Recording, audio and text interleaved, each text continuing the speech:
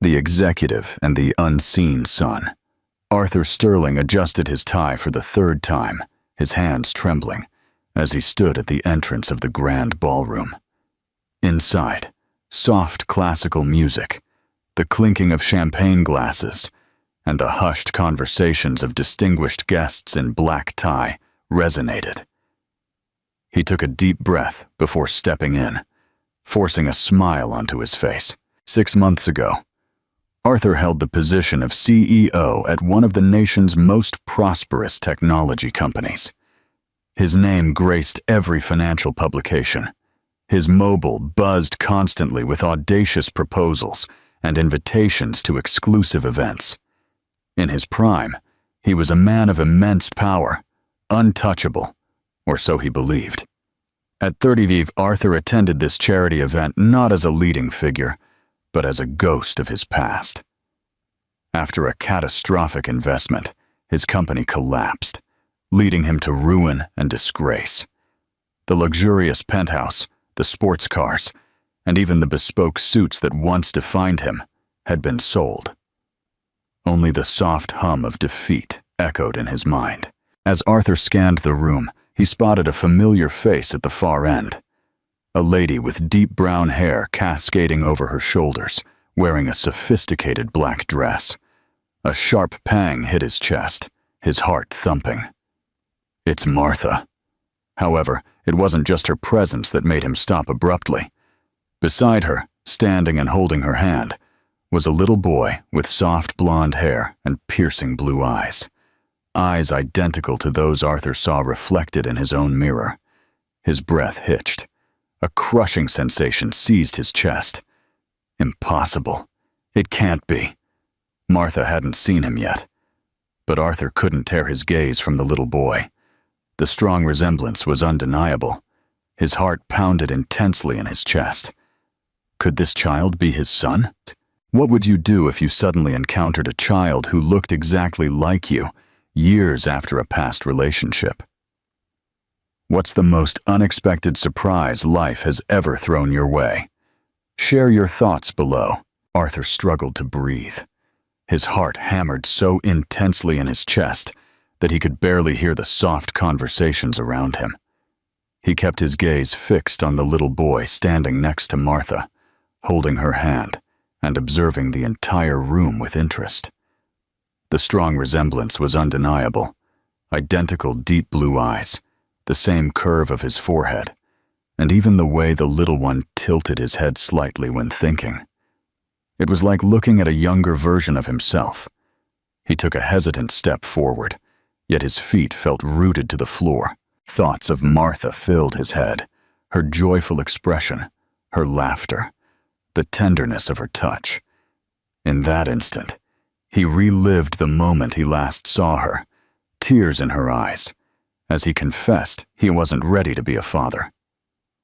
Arthur found himself needing to move through the room, weaving past groups of people, until he stopped a short distance from her. As she turned her head, Martha saw him, and her expression instantly changed. She stiffened, automatically squeezing the boy's hand. "Martha," Arthur whispered, barely audible. Martha's gaze was fixed. "Arthur."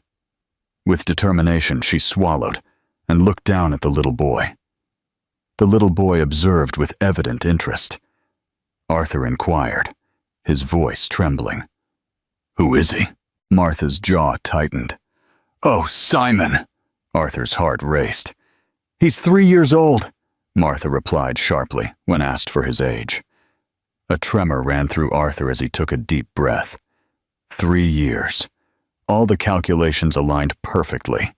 He felt a crushing sensation in his chest. He looked at the boy again, his eyes pleading. "Is he?"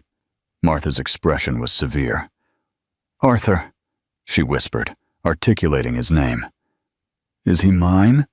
His eyes sparkled with emotion before his face turned serious. "That's an inappropriate question," she stated in a low, forceful tone. "You left, didn't you? You didn't care." "Did you know?" Arthur murmured, his cheeks flushing with fury. "I begged you to pay attention. I tried to tell you, but you were too busy closing deals and expanding your empire to notice." Arthur clenched his teeth. She was right. His excessive ambition had blinded him, isolating him completely. "I'm not asking for forgiveness," Arthur whispered. "But Simon is my son. I have a right to know." Martha's eyes blazed. "Really?" she repeated sadly. "Where were you when your son took his first steps? During those nights of anguish and crying from nightmares, Aunt Carmen always supported me. Aunt Carmen taught him how to ride a bike. Aunt Carmen accompanied his friend to school plays and stayed awake by his side when he was ill." Arthur felt a pang in his stomach at the mention of Aunt Carmen. He was familiar with the name. Last year, a pediatric surgeon by that name had been featured on the front page of a medical publication. The individual was almost revered. Martha watched Simon kick the ball across the lawn, and in that moment, her eyes reflected a subtle calm. In a soft voice, she affirmed, "Don't be mistaken, Arthur. His father is Aunt Carmen." Arthur felt a sharp pang in his chest. He had squandered a considerable amount of time. Martha hesitated, then asked, "Does he know about my existence?" "Never." Arthur inhaled sharply. He looked at Simon and asked if he thought he had the right to know the truth. Martha's jaw hardened. "You actually left?" Arthur's voice fractured. "I didn't know that information, but now I do, and I want to fix it." Martha shook her head. "It's not as simple as it seems." Arthur took a step forward. "Allow me the chance to be part of his life. Please." Martha's eyes gleamed with emotion. For an instant, she seemed to hesitate, until Simon shouted from the other end of the room, "Mommy, look!" Seeing Simon score a goal, Martha's expression softened. A gentle smile appeared on her face as she waved. Arthur's heart ached. Martha let out a sigh before saying, "I can't commit to anything right now." She concluded, "However, perhaps you could consider attending his football match next Saturday." Arthur's eyes widened. "Really?" he confirmed, nodding. "It's just a match, nothing more." Cautious hope swelled in Arthur's chest. Although it wasn't much, it was a start. "Thank you so much," he whispered. Martha turned to walk away. However, Arthur called out to her, "Martha, wait!" She looked over her shoulder, and Arthur affirmed that this time he wouldn't disappear. He promised solemnly. After a long moment, Martha scrutinized the situation before nodding slightly. Then she walked to Simon and took his hand. Arthur watched them walk away. After a long time, he felt a stirring within him, a spark of optimism. Perhaps he hadn't completely lost everything after all. What do you think will be Arthur's first step to prove his commitment to Simon? What's the most surprising small gesture that ever changed your perspective on someone? Share your experiences below. Arthur waited for Martha in the hotel car park at 6 in the morning. He'd been awake all night, reading and rereading those emails he'd never seen. When he saw her arrive with Simon by the hand, he approached her, determined. "We need to talk." "I'm working, Arthur. It's about the emails." Martha stopped dead. She looked at Simon, who was playing with his toy car, oblivious to the tension. "Simon, go with Aunt Carmen. Tell Mummy I'll be there in 5 minutes." The boy nodded and ran towards the hotel entrance. Martha turned to Arthur, her jaw clenched. "Which emails?" "The 5 you sent me 3 years ago. I found them last night." "Oh, now you found them. How convenient." "I swear I never saw them, Martha. My corporate email is full of rubbish, and I hardly ever check it." "Liar." The word exploded from her. 2 passing employees turned to look. "Your wife answered the last email," Martha continued, lowering her voice but not her fury. "She told me you'd read everything and didn't want to know anything about the baby." Arthur felt as if he'd been punched in the stomach. "Eleanor wrote to you? She offered me money to keep quiet. £20,000 to never contact you again." "It can't be." "It can't be what?" That your perfect wife wanted to protect her marriage? Or that a hotel employee like me didn't even deserve a reply from you? Arthur ran his hands through his hair, trying to process what he was hearing. Martha, I never knew. Of course not. Because it was easier that way, wasn't it? Sleeping with an employee during a storm, and then pretending it never happened. It wasn't like that. Oh, really? Then explain why you disappeared the next day without even saying goodbye. Arthur fell silent because he had no answer for that. It had been exactly like that. He had left early, without a word, trying to convince himself it had just been a night of weakness. Is Simon my son? He asked directly. Martha looked at him as if he were an idiot. What do you think? I want you to tell me. Yes, Arthur. Simon is your son.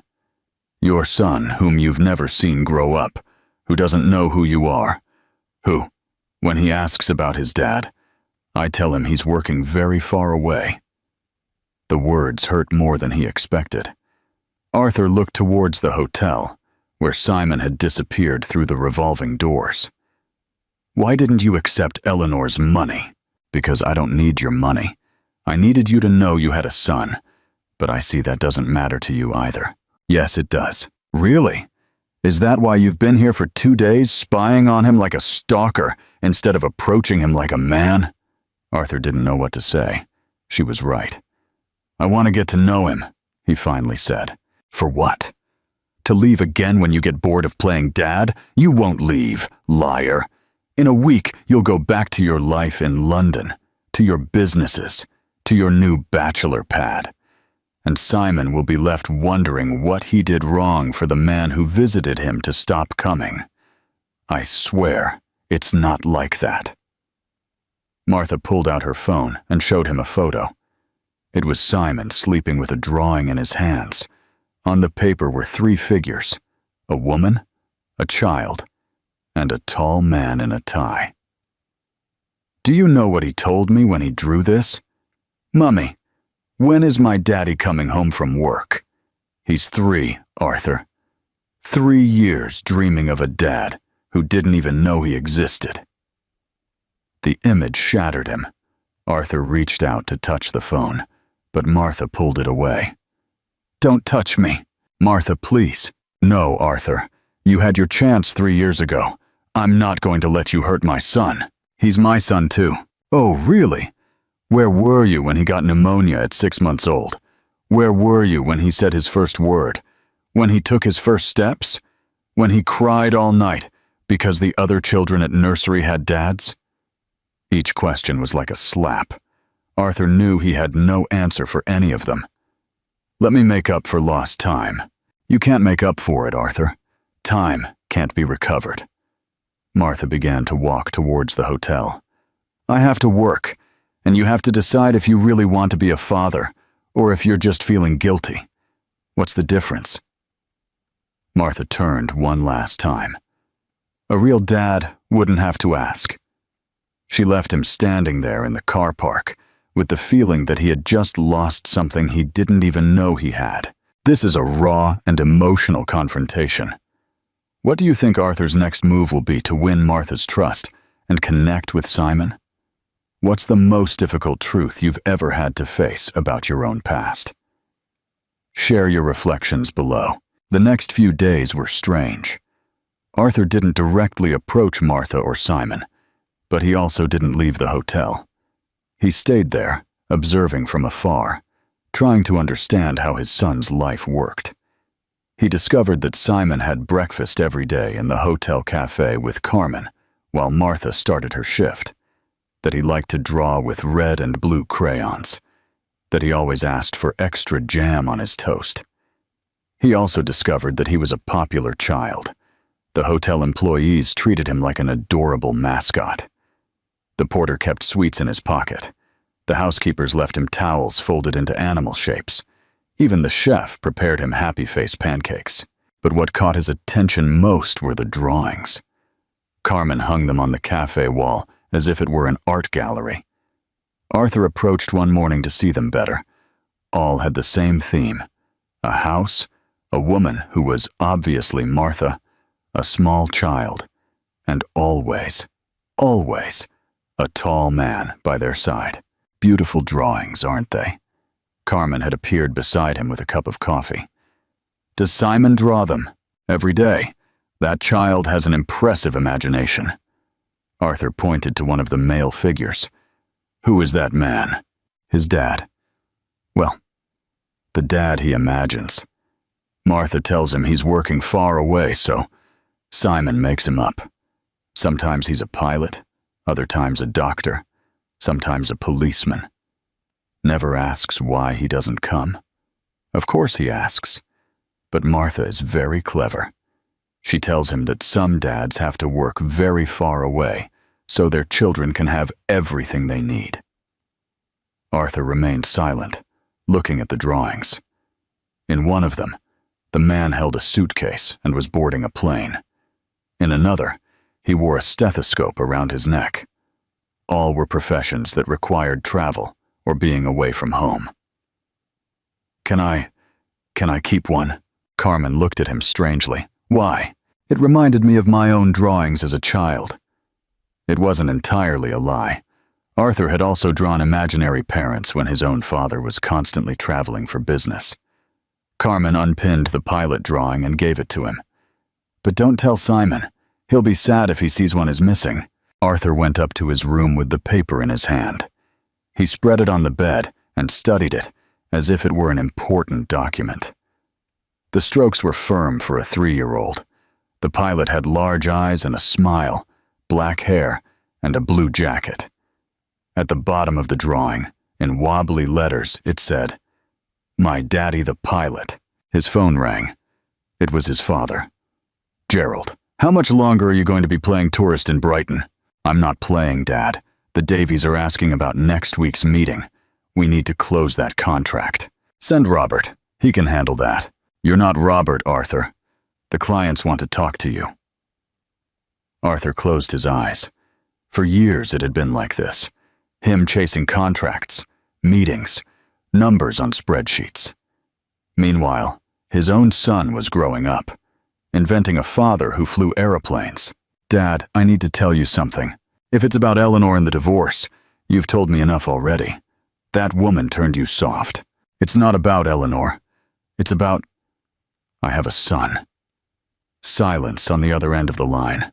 "What do you mean you have a son?" "His name is Simon. He's 3. His mom worked at the hotel I'm staying at." "Are you telling me you slept with an employee and now she turns up with stories?"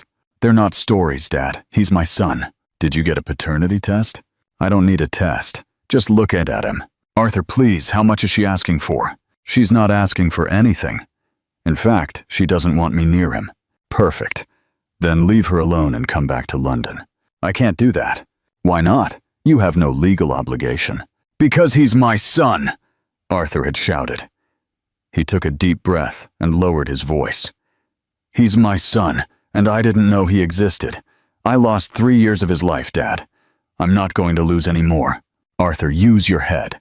That woman can ruin you. She can ask for money. She can blackmail you, like Eleanor did, right?" "What does Eleanor have to do with this?" Arthur told him about the intercepted emails, the money offer, everything. His father was silent for a long moment. "Eleanor protected your marriage and your assets. Eleanor took away my chance to know my son. My boy, in the real world, decisions have consequences.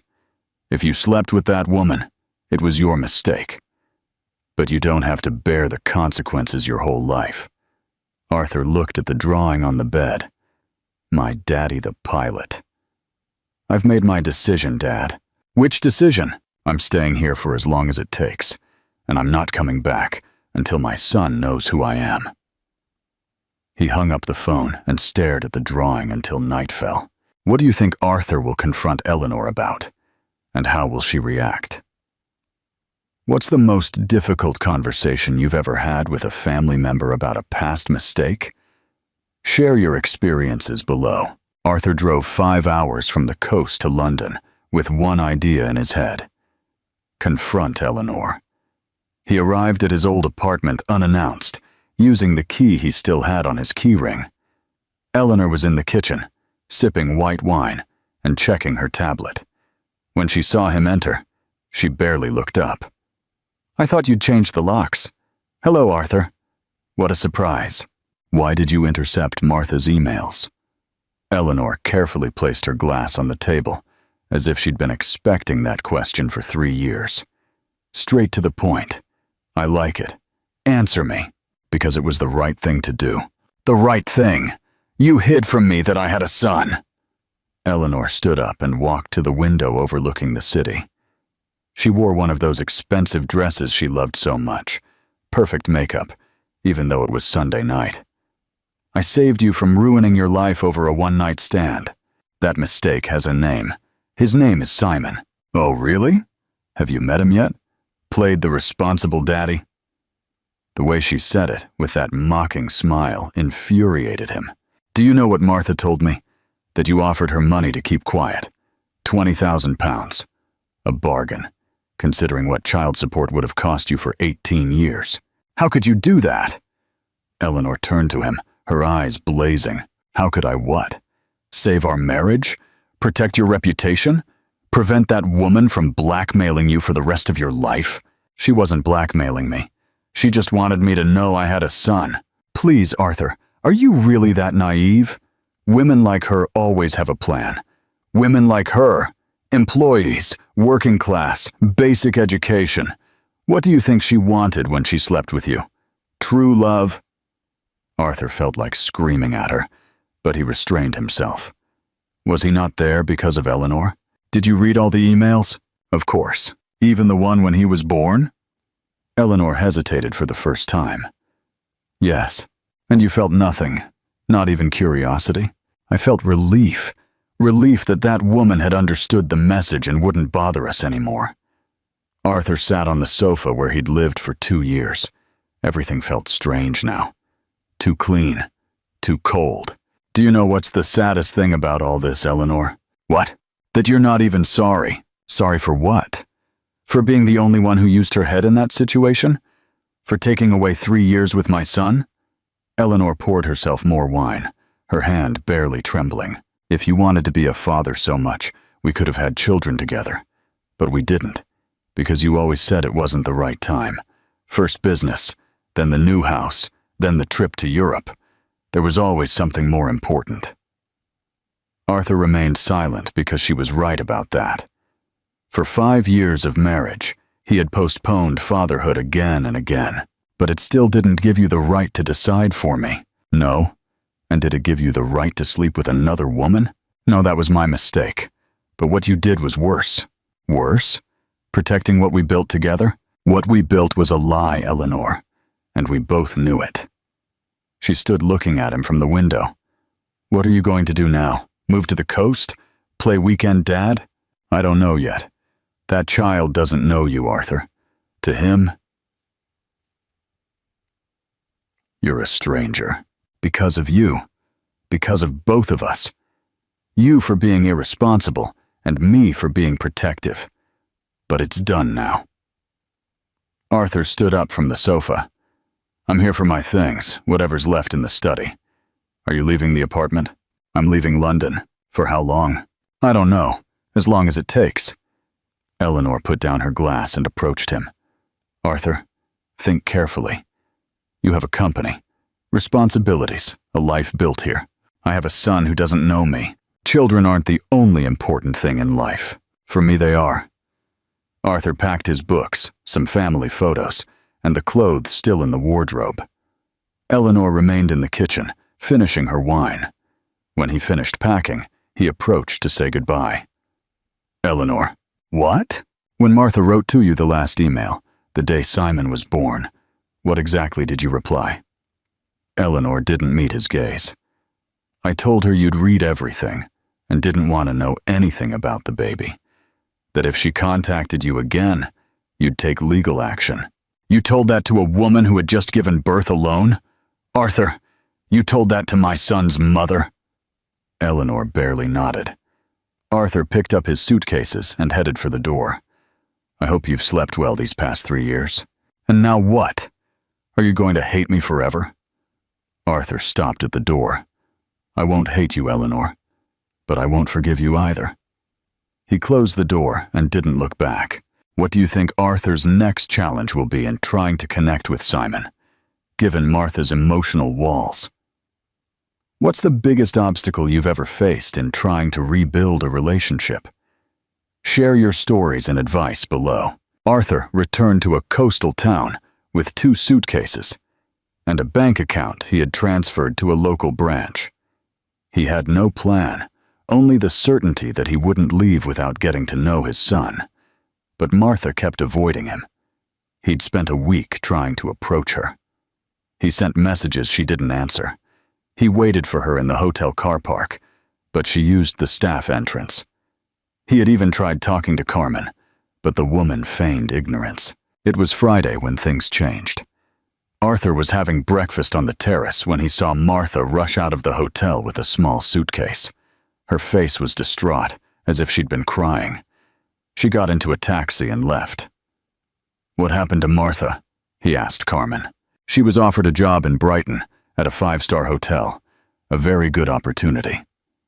Arthur felt as if the ground moved beneath his feet. "Is she leaving?" "I don't know. She has until Monday to decide. And Simon? He's with her. They went to think it over for the weekend."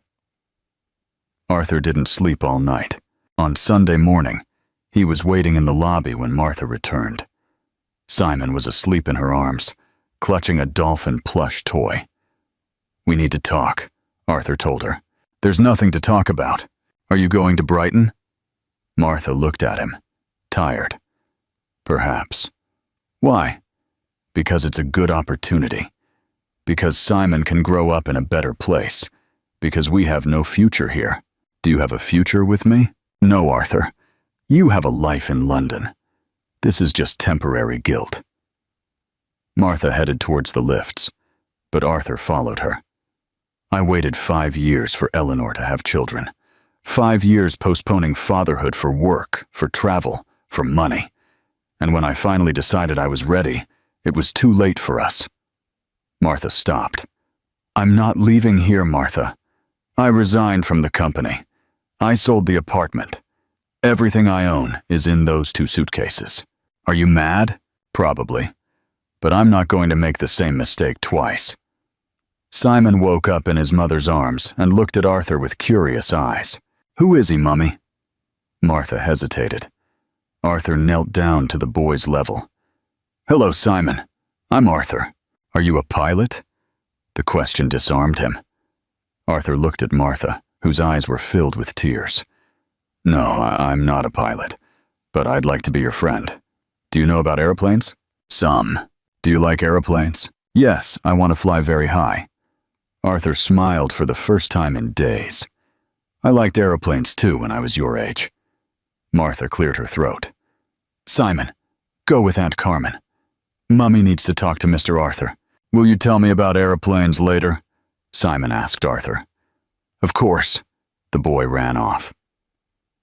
Martha and Arthur were left alone in the lobby. "Did you really resign?" "Yes." "And your dad?" "What did he say?" "That I'm mad. That I'm going to ruin my life for a woman and a child I don't even know. Maybe he's right." "He's not. My life was already ruined. I just hadn't realized it." Martha sat on one of the armchairs. She looked exhausted. "Arthur, this isn't a game. Simon is a real child with real needs.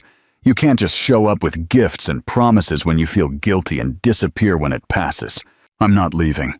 "How can I be sure?" "Because I'm staying here. I'm going to look for work on the coast. I'm going to rent a flat near the hotel. I'm going to be present every day. And what if in 6 months you get bored? If you miss your old life? It won't happen. How do you know?" Arthur sat beside her. "Because I haven't slept for 3 days thinking you were going to take my son away from me. Because when I saw him asking me about airplanes, I felt something I had never felt before. Because for the first time in my life, I have something more important than work." Martha remained silent for a long moment, stirring her coffee with a spoon. "The Brighton job pays very well. I can help financially. I don't want your money, Arthur. I already told you that." "Then what do you want?" "I want you to show you can be consistent. that you can be here when Simon is sick, when he has nightmares, when he asks difficult questions about why his dad wasn't there for the first 3 years of his life. I'll be there. Do you promise me? I promise you. Martha looked him in the eyes for the first time in days. One chance, Arthur. Just one. If you mess it up, we're going to Brighton, and you'll never see us again. I won't mess it up. I hope not. She stood to leave, but Arthur stopped her. Can I ask you something? What? Did you ever think about me during these 3 years? Martha smiled sadly. Every day, every time Simon asked about his dad. She walked towards the cafe where Simon was waiting for her with Carmen. Arthur remained sitting there, watching his son eat cereal with the spoon upside down, and realized he had a lot to learn. This is a critical turning point. What do you think will be Arthur's biggest challenge in proving his consistency and commitment to Martha and Simon? What's the most important lesson you've learned about earning trust after a difficult past? Share your thoughts and advice below. Arthur had been living in a small flat 3 blocks from the hotel for 2 weeks. He had started working as an independent consultant, managing projects from his laptop. Life was simpler, calmer, but most importantly, he could see Simon. Every day. He was no longer the stranger in the lobby. Simon would wave to him when he arrived at the hotel. He'd show him his new drawings. He'd tell him about the dolphins he'd seen on Discovery Channel. Arthur had learned that his son was curious, talkative, and had an impressive memory. But he still didn't know he was his dad. It was Tuesday night when Martha called him, her voice broken with panic. Arthur, I need your help. What's wrong? Simon is very ill. He has a very high fever and won't stop vomiting. I'm taking him to the hospital. Which hospital? St. George's. I'm on my way. Arthur arrived at the hospital in 15 minutes.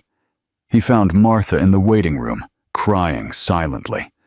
Her blouse was stained, and her hair was disheveled. How is he? I don't know. The doctors aren't telling me anything, only that they're running tests. Arthur sat beside her. He wanted to hug her, but he didn't know if he had the right. How long has he been ill? He started with a low fever yesterday. I thought it was a normal cold, but this afternoon he got much worse. Have you eaten anything? Martha shook her head. I can't eat. I'm too scared. A young doctor emerged from the emergency area and approached them. Mrs. Rivas. Yes, doctor. How is my son? He has a severe gastrointestinal infection, but he's stable now. We've given him fluids and medication. He'll need to stay hospitalized for a couple of days. Can I see him? Of course, he's awake and asking for you. Martha quickly stood up, but the doctor stopped her. One more question. Is there a family history of digestive problems on the father's side? Martha looked at Arthur, not knowing what to say. Yes, Arthur replied. My family has a history of sensitive bowels. I had similar problems as a child. The doctor took note. Perfect. That helps us with the treatment. Are you the father? Yes. It was the first time he had said it aloud. They entered the room together. Simon was connected to an IV drip, but smiled when he saw them. Mummy, Arthur. Hello, champ. How are you feeling? My tummy hurt a lot, but it's better now. Why are there so many wires? Martha sat on the bed and stroked his hair. It's so you get better faster, my love. Can I go home tomorrow? The day after tomorrow, if all goes well, the doctor said. But you have to stay here so we can look after you properly. Simon pouted. Are you going to stay with me? Arthur looked at Martha. I'll stay, she said. And Arthur too? I'll stay too, Arthur replied without thinking. The doctor explained that only one accompanying person could stay overnight, but they could take turns. Martha insisted on staying the first night. Arthur went to his flat to get clean clothes for her and some food. When he returned, Simon was asleep, and Martha was crying on the room's armchair. What happened? The test results. He has a genetic condition, Something called infant irritable bowel syndrome. Is it serious? It's not serious, but it's chronic. He'll have episodes like this every so often. He needs a special diet, medication, regular checkups. Arthur sat beside her. Is that why the doctor asked about family history? Yes. It's hereditary. Did I pass it on to him? Martha nodded. The doctor says it's very common, that with proper care, he can lead a normal life. Arthur looked at his sleeping son, so small and fragile with all those wires. How much do the treatments cost? I don't know yet, but the hotel's health insurance doesn't cover everything. Don't worry about that. I'll take care of it. Arthur, it's not charity. It's my responsibility. He's my son, and he has my genetic condition. Martha remained silent. I feel so guilty, she said after a while. Why? For not having looked for you more, for having accepted the rejection so easily. If you had been here from the beginning, maybe we would have detected this earlier. It's not your fault. Of course it is. Simon is my responsibility. It was your responsibility. Now it's ours. Martha looked at him with eyes red from crying. Are you really going to stay? Even if this is complicated, even if Simon needs special care, especially because of that, the doctors will want to talk to you too. They'll ask for your medical history, tests. I'll do them all. And the appointments will be monthly, and the special diets. And crises like this will happen again. I'll be here for all of them, not because I feel guilty, but because I want to be here. Martha lay back on the armchair and closed her eyes. I'm so tired. Go to sleep. I'll stay awake in case he needs anything. Are you sure? Sure. Arthur spent the night watching his son sleep, thinking about all the lost time. When Simon woke up at 4 a.m. asking for water, it was Arthur who got up to give it to him. Arthur, what's wrong, champ? Why did you stay here? Arthur didn't know what to say for a moment. Because you matter a lot to me. Like Mummy? Yes, like your mummy. Simon went back to sleep with Arthur's hand in his. This is a significant step for Arthur. What impact do you think this shared vulnerability and Arthur's commitment will have on Martha's trust? What's the most powerful example of a parent stepping up you've ever witnessed? Share your thoughts below.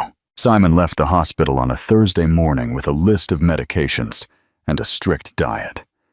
Arthur had spent the last 2 nights studying everything about infant irritable bowel syndrome, taking notes as if it were a final exam. He can't have dairy, fried food, or processed sweets, he explained to Martha as they walked towards the taxi.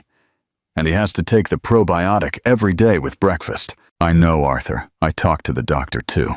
Sorry, I just want to make sure I understand everything.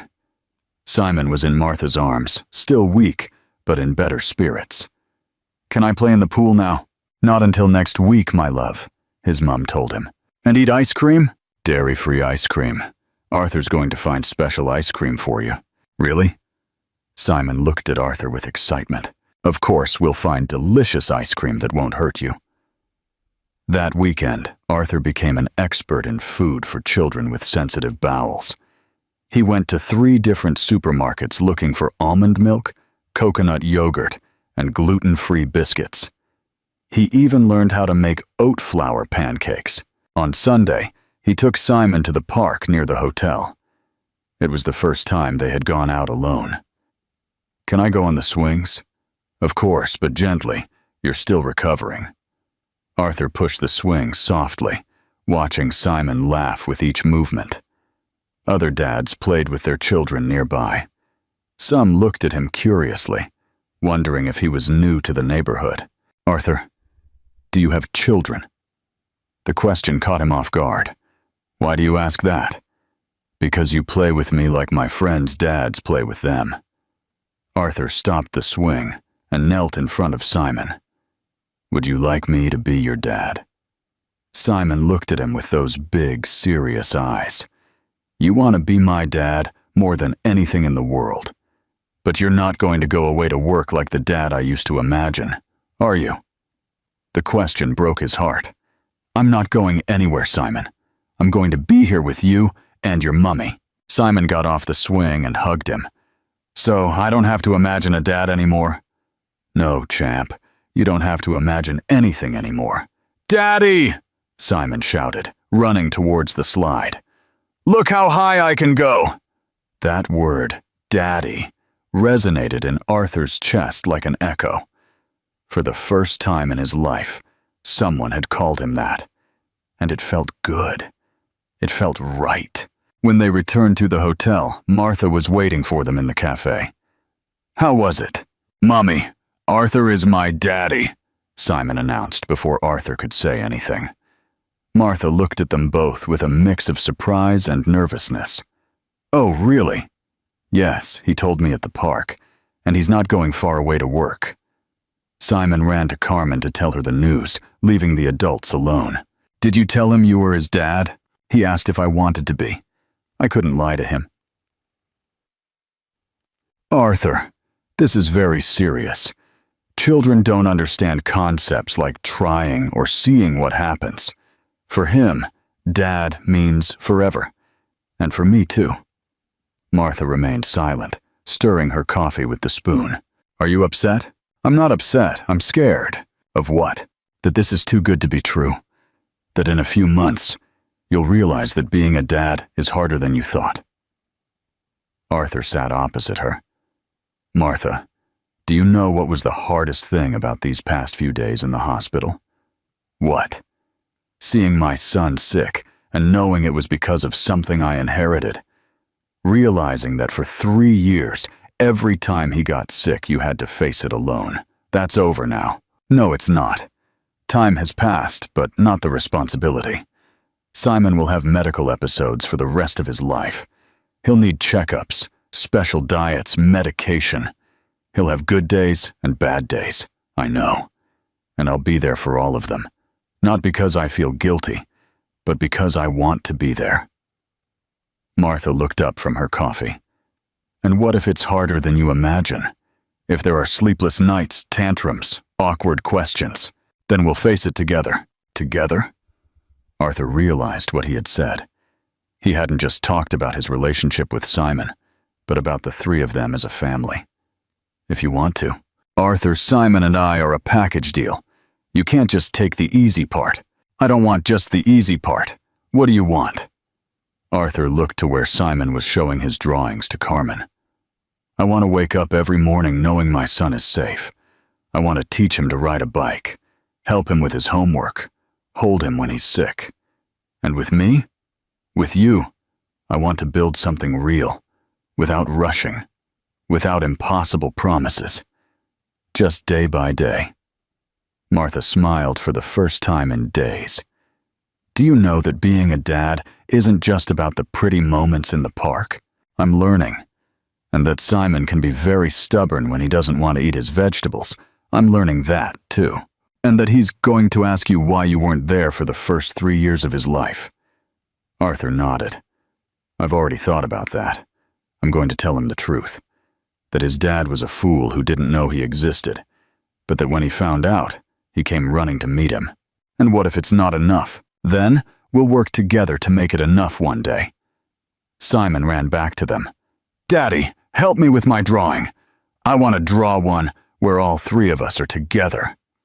Arthur looked at Martha, and she nodded. "Of course, champ. Let's make the most beautiful drawing in the world. This is such a powerful and emotional step forward. What profound impact do you think this new commitment will have on Arthur and Martha's relationship? What's the most important lesson you've learned about the true meaning of family beyond traditional definitions? Share your thoughts below." That night, Arthur hung the new drawing on his fridge door. It was no longer a child imagining a dad. It was a real family, with their names written below each figure. Daddy, Mummy, Simon. 6 months later, Arthur woke up at 5 in the morning to Simon standing by his bed. "Daddy, my tummy hurts." It was no longer panic. It was routine. Arthur got up, took his temperature, and prepared the chamomile tea the doctor had recommended. Simon curled up on the sofa with his favorite blanket, while his dad placed a warm compress on his stomach. "It'll pass soon. In a little while, champ. Do you want me to read you a story?" The pirates? The pirates. Arthur had bought a 2-bedroom flat a block from the hotel. It wasn't luxurious like his old place in London, but it had what mattered. A room for Simon full of books and toys, a kitchen where they could cook together, and a living room where the three of them would sit and watch films on Sundays. Martha arrived at 7, as she did every morning before her shift at the hotel.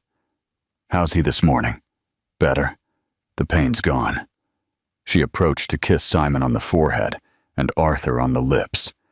There had been no marriage proposal or dramatic declarations, just days accumulating, routines becoming natural, trust growing slowly.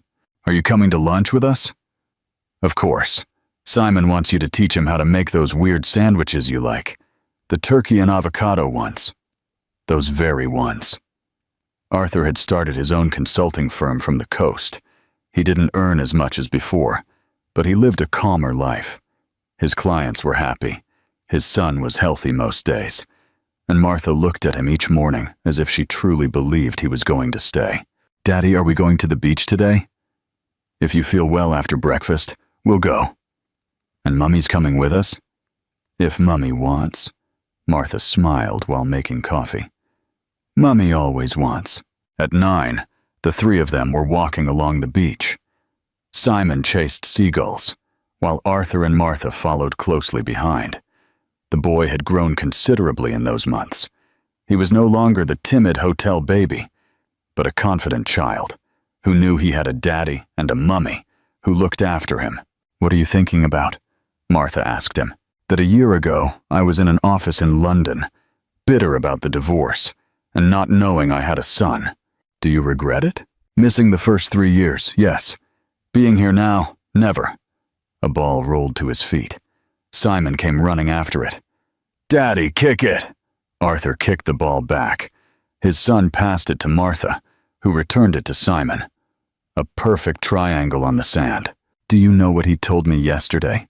Martha commented as they played. "What?" "That he doesn't remember what it was like before, when he didn't have a daddy. Is that good or bad? It's real. Children live in the present. To him, you've always been here." "I wish that were true." "It's true since it mattered." A group of tourists passed by, taking family photos.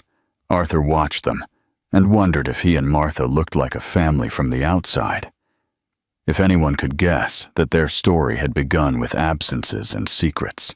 "Martha, yes? Do you still think about going to Brighton?" "Sometimes. When Simon has a very bad medical crisis, or when money gets tight." "And what makes you stay?" Martha pointed towards Simon, who was now building a sandcastle. "Seeing him happy. Seeing that he has a daddy who gets up at 5 in the morning when his tummy hurts. Seeing that I don't have to face everything alone." "Just for Simon?" "No, for me too. Because with you, I feel like the woman I want to be, not just a single mum who struggles all the time." Arthur kissed her on the beach, with their son playing nearby, and seagulls crying overhead. It wasn't a scene from a romantic movie. It was better. It was real life. "Daddy, Mummy, come see my castle!" They ran to Simon, who had built an elaborate fortress with towers and moats. "Who lives in the castle?" Arthur asked. "The three of us. And we have a dragon that protects us from monsters." "What monsters?" "The ones who take daddies far away from their children." Arthur looked at Martha over his son's head. Her eyes were wet. "But our dragon is very strong," Simon continued. "He's never going to let the monsters separate us." "Never," Arthur confirmed, hugging his son. That afternoon, while Simon was napping, Arthur and Martha sat on the balcony, watching the sunset over the sea. "Do you think we're going to be okay?" she asked. "I think we already are. No rings, no ceremonies, no eternal promises. With presence, with consistency, with a desire to build something day by day. Is that enough?"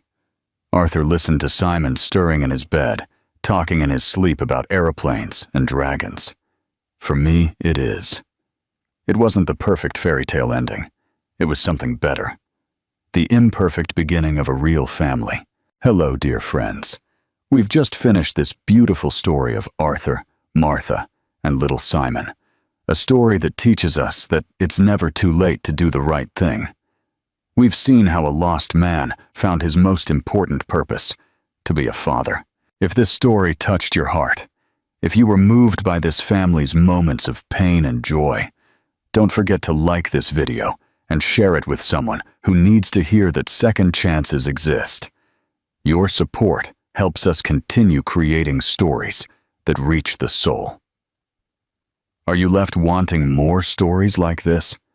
Subscribe to our channel and hit the bell icon so you don't miss any of our new stories. We love knowing that we have a beautiful community around the world. Tell us in the comments, from which country are you watching us? We want to know all our friends who accompany us in each story. Also, let us know what you thought of Arthur's transformation and if you think Martha made the right decision to give him a second chance. We'll read you in the comments.